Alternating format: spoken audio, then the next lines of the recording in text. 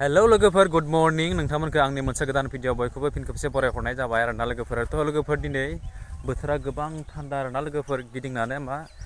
हेम खोबजोबदों आरोना लोगोफोर नुदों दा उनथिंजाय बे फुख्रिफोराव दङ आङो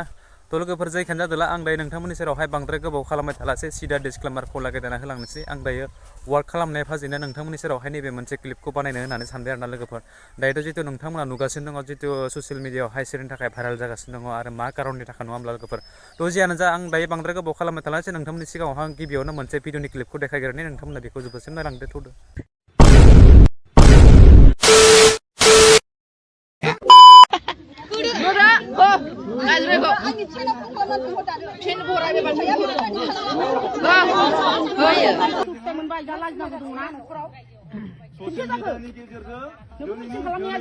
दिनैनो निमाहा बिनांगोन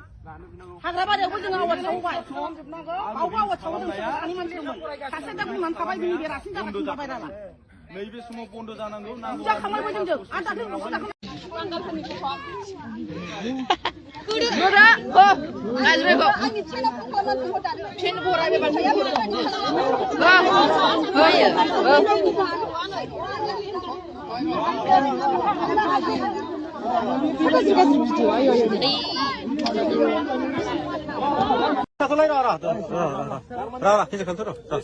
Konjitaya बर' आं बेदलांमारि अदलागुरि गामिनि पस्ट बदियागुरि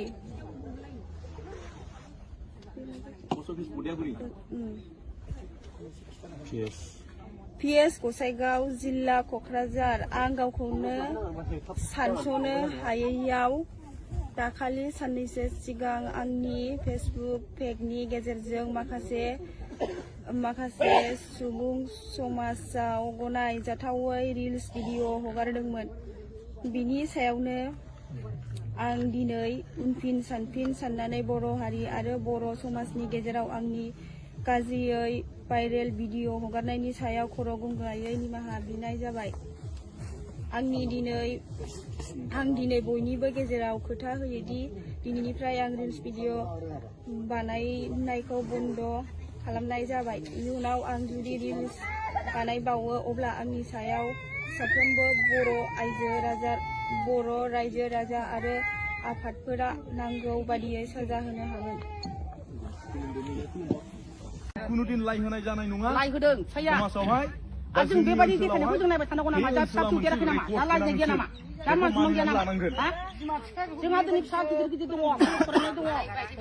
जाबायदि मोनबाय फिथाइ मोनबाय दा लाजिनांगौ दङना न'खराव ससियेल मिडियानि गेजेरजों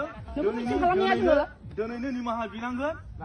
हाग्राबारियावबो जों आवाज सावबाय खालामजोबनांगौ आवबो आवाज सावो जों सानि मानसिमोन सासे दा बुंनानै थाबाय बिनि बेरासिन जागासिनो जाबाय दाला नैबे समाव बन्द जानांगौ नांगौ जा खामायबाय जों आदा जों न'खर बेनोमोन लोगोफोर भिडिअआ नोंथांमोना निसय जोबजासिम जुदि नायदोंब्ला थारैनो बुजि मोनखाबाय बिथांखौ दिनै रायजोफोरनि गेजेरावहाय समाजनि गेजेरावहाय बिसार खालामबाय बिथाङा दिनै गाज्रिनि सायाव गाज्रि बांसिननि सायाव बांसिनै रिल्स भिडिअखौ बिथाङा हगारनाय जादोंमोन नालाय ओंखायनो समाजा दिनै बिथांमोननि जिहेतु गामि रायजो समाजाहाय बिथांखौ दिनै इनायनि सायाव इनायखौ नुनानै दिनै रायजोनि गेजेराव बिसार खालामनानै दिनै बिथांखौ बेफोरबायदि सदबांसा लाहोनाय बायदि बेखौ खालामबाय निस्सय मोजां मोनदों आं बिथांमोननि बेफोरबायदिखौ नुनानै बा खोनानानै दिनैनि दिनावहाय गोजोननाय मोनदों बिथांखौल' नङा आं बयखौबो खावलायो बिथां सासे कनजिताखौल' नङा आरो जिहेतु गोबां सुबुं दंबावो बिथांखौल' जिहेतु दिनै खालामनानै बाखिखौ हगारब्ला जानाय नङा ओंखायनो जों बयबो जों बर' हारिया बर' समाजाहाय खौसे जानानै बिथांमोन बायदि जुदि गाज्रि रिल्स भिडिअ खालामनाय बा बायदि गाज्रि भिडिअ खालामनाय बिथांमोनखौ जुदि नायनानै आयेननि बेरेखायै जुदि खामानिखौ मावोब्ला गोबां सुबुङानो गोबां मानसियानो दिनै मोजां मोनगोन आरो गाहाम मोनगोन आंबो गावखौनो गोजोननाय मोनगोन आरोना लोगोफोर जियानो जा नंगौ मानसिया गावनि बिमा बिफा बाहाय बाहागि गावनि गथ' गथायखौ गारनानै दिनै गावनि इन्जयमेन्टनि थाखाय जुदि गावनि नायथावथारै बयजोंबो देखायनायै बेफोरबायदि मोनसे गाज्रि अंगखौ देखायोब्ला सोरबायदि सुबुङाहाय मोजां मोनो नङा होमब्ला लोगोफोर ओंखायनो जेनेबा दिनैनि दिनाव बिथांमोननि जितु रायजोआ बेफोरबायदि आयेननि बेरेखा लानायाव बिथांखौ रायजोनि समाजनि गेजेरावहाय बिजिरनानै बेफोरबायदि आयेन खालामनाया जोबोदनो मोजां जादों आंबो खावलायो जोबोद मोजां जादों आंबो बाख्नायनाय मोनदों बिथांमोननि रायजोनि समाजनि बिथां गेदेमा गेदेर गोलाव नोंथांमोनखौ आरोना लोगोफोर थ' जियानो जा आं आरो दायो बांद्राय गोलाव बुंलासै बाथ्राखौहाय नोंथांमोनाहाय जाबायदि बुंनांगौ जाबायदि खालामनांगौ भिडिअनि क्लिपखौनो नुलांखाबाय नङा होमब्ला लोगोफोर जोबथारनायाव आं आरो